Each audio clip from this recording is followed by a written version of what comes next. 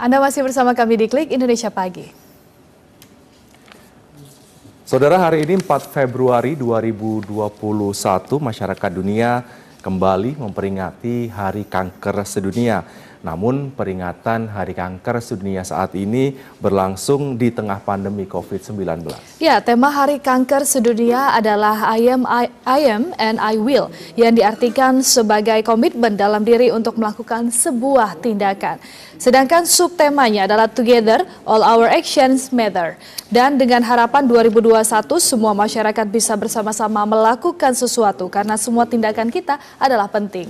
Peringatan Hari Kanker Sedunia yang berlangsung di tengah pandemi mendapatkan perhatian khusus, mengingat akses para penderita kanker ke rumah sakit agak terhambat. Meski demikian, penanganan kanker harus tetap dilaksanakan di tengah pandemi.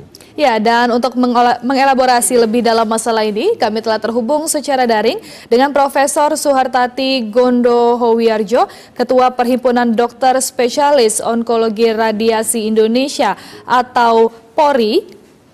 Dan Profesor Suhartati juga adalah Koordinator Pelayanan Kanker Terpadu RSUPN maksud saya, Dr. Cipto Mangunkusumo. Selain itu kami juga telah terhubung dengan Ketua Umum Cancer Information and Support Center atau CSC, Ibu Arianti Baramuli Putri. Saya ke Prof. Suhartati terlebih dahulu. Selamat pagi, Prof. Tati. Selamat pagi. Assalamualaikum warahmatullahi wabarakatuh. Waalaikumsalam warahmatullahi wabarakatuh. Prof, tema kanker atau tema peringatan Hari Kanker Sedunia tahun ini adalah I am and I will, yang dapat diartikan sebagai komitmen dalam diri untuk melakukan sebuah tindakan. Nah, mungkin bisa dijelaskan lebih dalam lagi, Prof, apa maksud dari tema peringatan Hari Kanker Sedunia tahun ini, Prof? Baik, terima kasih Mas Yoga. Selamat pagi para pemirsa sekalian. Selamat pagi juga Mbak Regina. Benar sekali. I am Tati, I will always fight against cancer. Itu adalah suatu komitmen. Kenapa? Karena kanker itu memang penyakit medik, tapi selalu dikaitkan dengan pola hidup. Pola hidup seperti apa? Tentunya kita sudah tahu semua, pola hidup sehat, yang oleh Kementerian Kesehatan sudah dibungkus dalam kata-kata cerdik, cek kesehatan secara rutin, enyahkan asap rokok, rajin olahraga, diet seimbang, hindari bahan-bahan kimia yang diduga akan mendekatkan kita dengan kanker, pengawet, penyedap rasa, pewarna, alkohol, tembakau, istirahat cukup, dan kelola stres. Itu adalah suatu komitmen. Dan kalau kita berbicara tentang perilaku, itu kan perilaku ya yang harus dibina dari usia dini. Tentunya kita berhubungan dengan suatu kesinambungan. Tentunya akhirnya mengharapkan suatu komitmen. Nah, itulah yang diharapkan oleh WHO untuk bisa dilakukan oleh setiap individu. Nah, kemudian ada kata-kata lain, Together All Our Action Matter. Tandanya adalah bahwa bersama kita bisa. Sederhananya lah seperti itu. Bersama kita bisa, jadi dari kita sendiri kita warnai keluarga kita, kemudian tentunya tetangga kita, lingkungan kita, masyarakat, akhirnya kita bisa mencapai suatu pola hidup sehat dan bersih untuk kita semua, untuk masyarakat Indonesia. Yang diharapkan oleh WHO adalah kita semua sehat dan cerah, ceria, tanpa kanker atau tanpa kekambuhan dari kanker. Mungkin seperti itu, Mas Yoga, Mbak Regina. Ya, baik, saya akan beralih ke Ibu Arianti terlebih dahulu. Ibu Arianti sebagai Ketua Umum dari Cancer Information and Support Center atau CISC, bagaimana Ibu melihat awareness begitu ya, ataupun kepedulian masyarakat dalam mendeteksi kanker secara dini, Bu?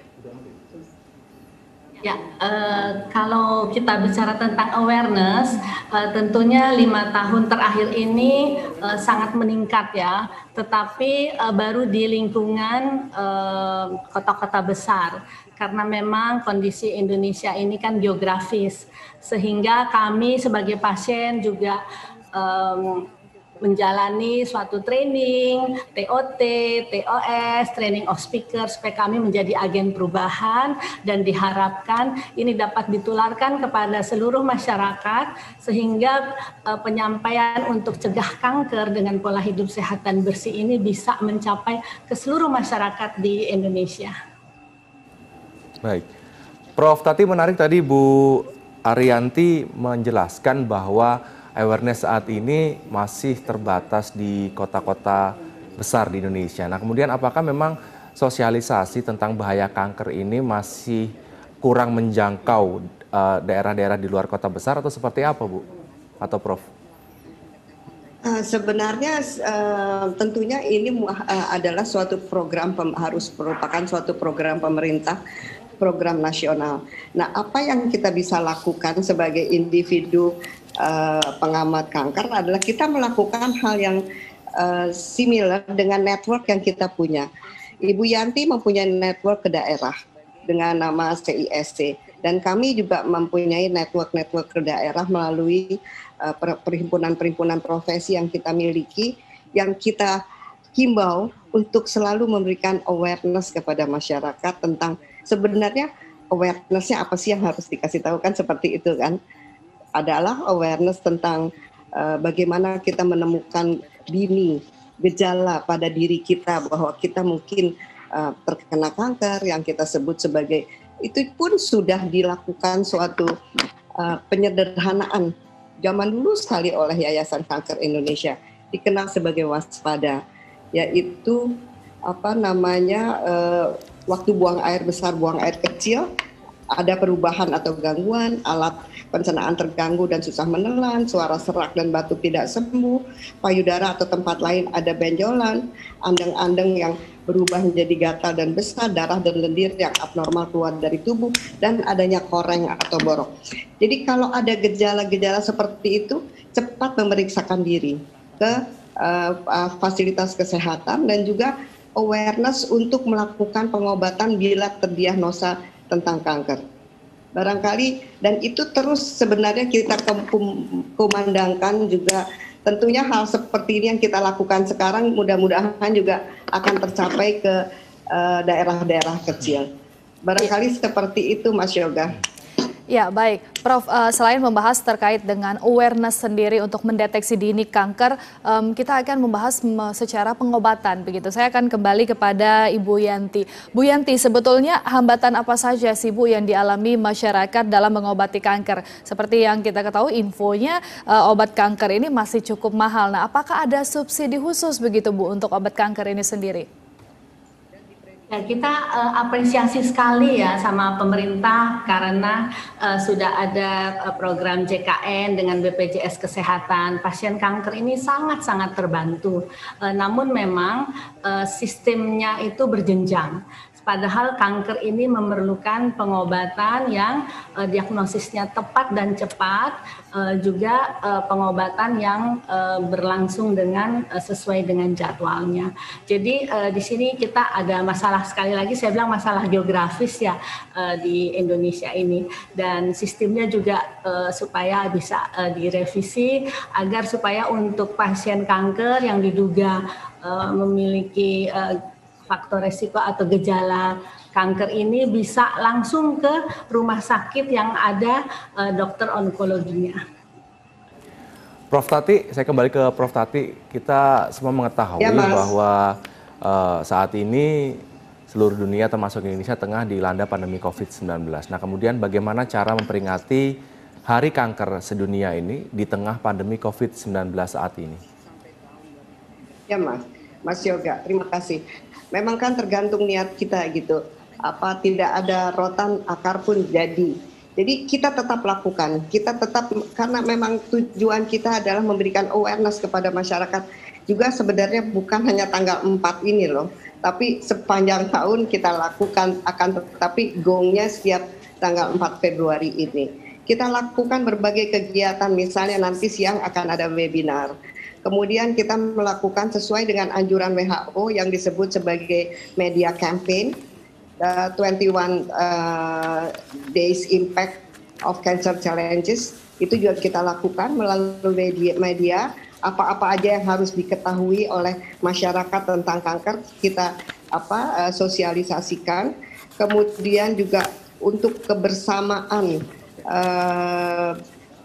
para pasien kanker, kita juga membuat program masker orange, karena World Cancer Day itu warnanya adalah orange. Jadi seluruh pasien kanker yang ada di Center Radioterapi, kebetulan karena saya seorang radiation oncologist, akan digunakan masker orange.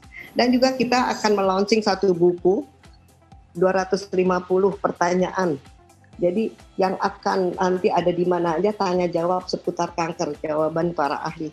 Yang merupakan kompilasi dari seminar awam tentang kanker. Kita banyak sekali melakukan seminar awam tentang apa aja masalah kanker, yang kita kompilasi semua pertanyaannya kita buat di dalam buku ini yang diterbitkan oleh Rumah Sakit Cipto. Jadi intinya adalah semua kegiatan tetap kita lakukan seperti biasa, akan tetapi kita lakukan secara virtual.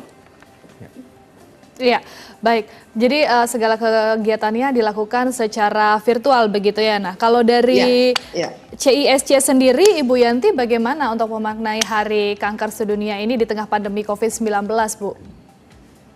Ya, kami mendukung program-program dari Rumah Sakit Cipto Mangunkusumo. Juga kami memiliki kegiatan-kegiatan. Kami mengadakan lomba kreativitas penyintas kanker, sehingga penyintas kanker ini bisa menjadi inspirasi bahwa mereka itu bisa hidup dengan kanker tetapi lebih berkualitas hidupnya, lebih bermanfaat dan lebih berarti.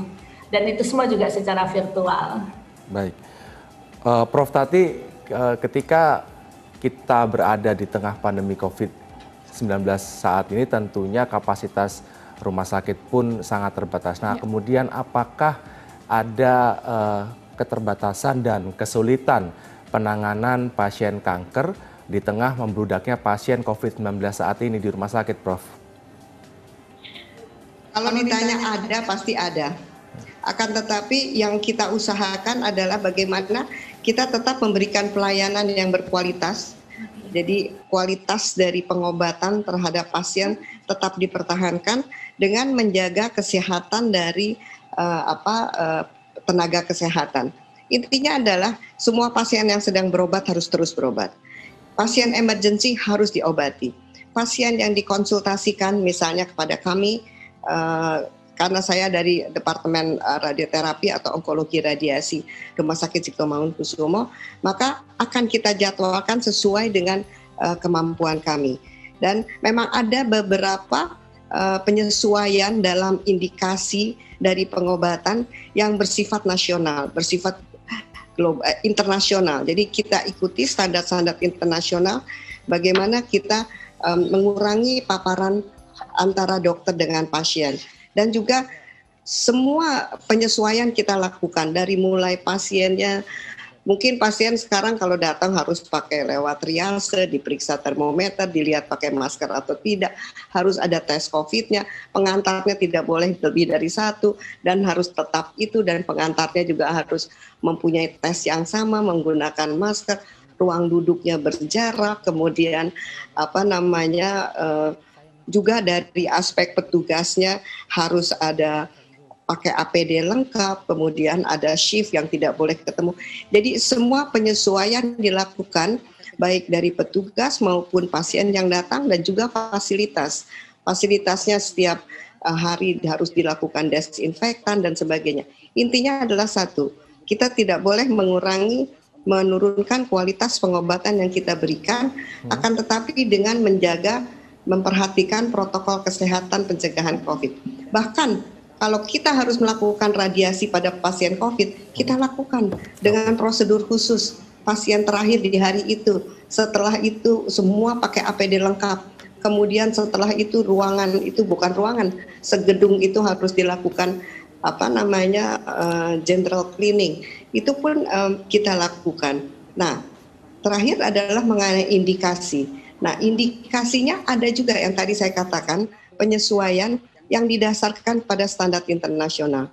Misalnya kalau bidang saya adalah radioterapi, penyesuaian itu adalah misalnya pada keadaan-keadaan tertentu di mana kita ketahui bahwa penyakit itu adalah bukan penyakit kanker yang fast growing, tapi yang sangat slow growing, maka pengobatannya dapat ditunda dengan kita melakukan pemantauan ketat.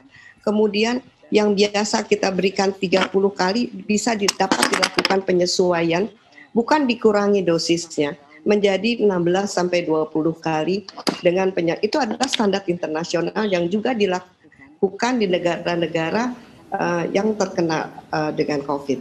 Karena masyarakat juga mohon mengerti bahwa bukan saja rumah sakit fokus pada COVID, petugas kita juga ada yang terkena COVID, dan kalau terkena COVID maka harus dirumahkan dengan sejumlah tracing yang dilakukan, sehingga ada juga penurunan dari jumlah pegawai. Tapi apapun juga semua pelayanan radioterapi, semua pelayanan kanker di semua fasilitas kesehatan itu tetap berjalan. Tetap berjalan, oke. Ya, baik. Satu lagi adalah diaktifkan yang dikatakan sebagai telemedicine, telekonsultasi. Jadi banyak hal-hal yang bisa kita diskusikan dengan pasien.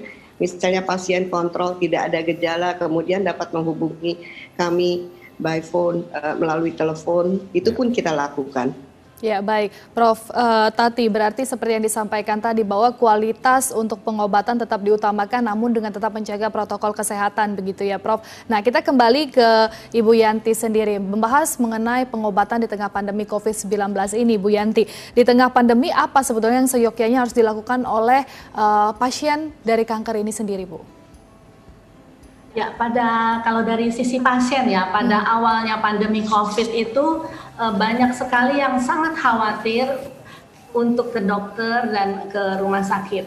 Sehingga beberapa pasien menunda untuk datang ke rumah sakit. Sehingga tugas kamilah sebagai organisasi pasien untuk menyampaikan, menghimbau kepada para pasien bahwa kanker itu harus diobati sesuai jadwal dan sesuai penata laksanaan kanker. Sehingga kami memberikan support agar mereka tetap datang ke dokternya untuk check up maupun untuk kelanjutan dari pengobatannya, yaitu operasi, kemoterapi, dan radiasi. Karena memang bila mana tidak tepat untuk melaksanakan pengobatan ini, khawatir bila mana tertunda maka kesehatannya akan lebih buruk ke depannya. Baik, Prof. Tati, jika kita berbicara saat ini terkait jenis-jenis kanker yang ada di Indonesia, kemudian apa jenis kanker terbanyak yang diderita oleh masyarakat Indonesia saat ini, Prof? Ya, memang terima kasih Mas Yoga. Jadi memang kalau kita lihat pasien kanker di Indonesia itu lebih banyak wanita, kurang lebih 2,5 banding 1 dibandingkan pria.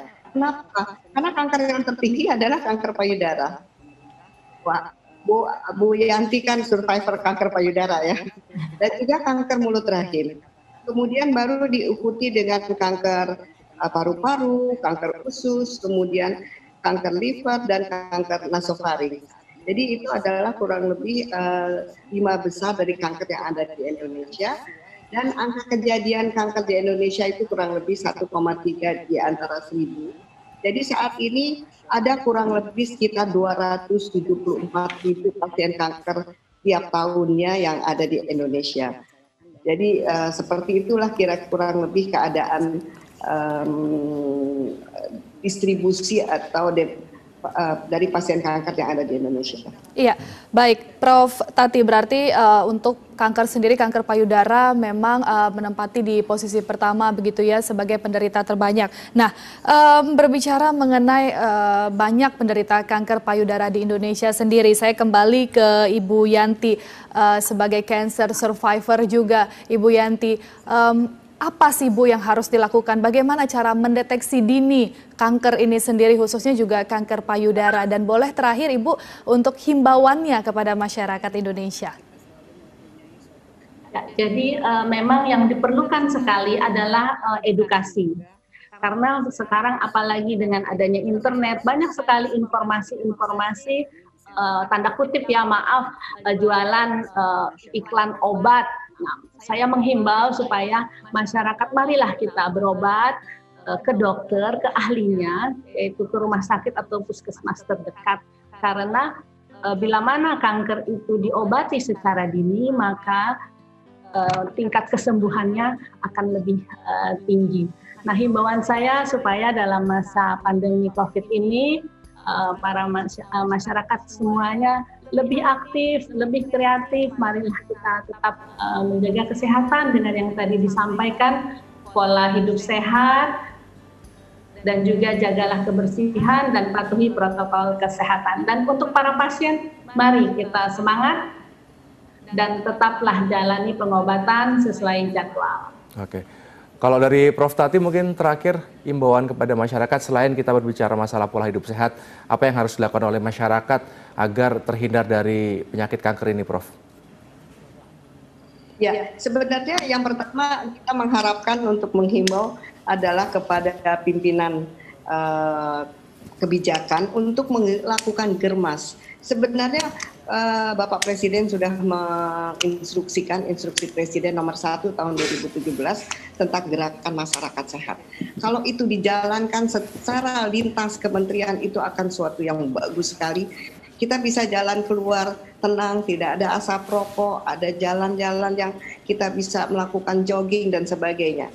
Nah, sedangkan untuk itu adalah yang kita harapkan terjadi di Indonesia ini untuk lingkungan. Jadi kita akan tenang keluar, tidak perlu takut ada asap rokok dan sebagainya. Yang kedua adalah kalau untuk individu, kembali satu-satunya adalah hanya cerdik. Cek kesehatan secara rutin, enyahkan asap rokok, rajin olahraga, diet seimbang, istirahat cukup, dan kelola stres. Dan kita harus menyadari bersama bahwa kalau kita melakukan suatu tindakan promosi tentang prevensi, pencegahan, jangan mengharapkan bahwa angka kejadian kanker akan turun dalam waktu 1-2 tahun. Tidak. Itu adalah investasi jangka panjang. Melakukan suatu gerakan masyarakat sehat itu investasi jangka panjang, bukan PHP, bukan pemberi harapan palsu. Pasti akan terjadi penurunan, bukan hanya kanker, akan tetapi semua penyakit tidak menular yang saat ini sudah menghantui negara ini. Dan juga satu hal lagi untuk para pasien survivor cancer, hati-hati, harus secara cerdik untuk memang benar harus mencari bantuan kesehatan, tapi secara cerdik. Bagaimana caranya? Jangan memasuki kerumunan, tetap memperhatikan protokol kesehatan. Karena pasien kanker itu adalah pasien yang sangat rentan akan terkena COVID. Dan kalau terkena akan lebih berat. Barangkali itu Mas Yoga dan Mbak Regina. Terima kasih. Baik, terima kasih Profesor Suhartati Gondowiardjo, Ketua Perhimpunan Dokter Spesialis Onkologi Radiasi Indonesia atau PORI, dan juga terima kasih Ibu Ariyanti Baramuli Putri, Ketua Umum Cancer Information and Support Center atau CISC, telah bergabung bersama kami di Klik Indonesia Pagi. Terima kasih Ibu-Ibu. Selamat pagi. Selamat pagi, salam sehat.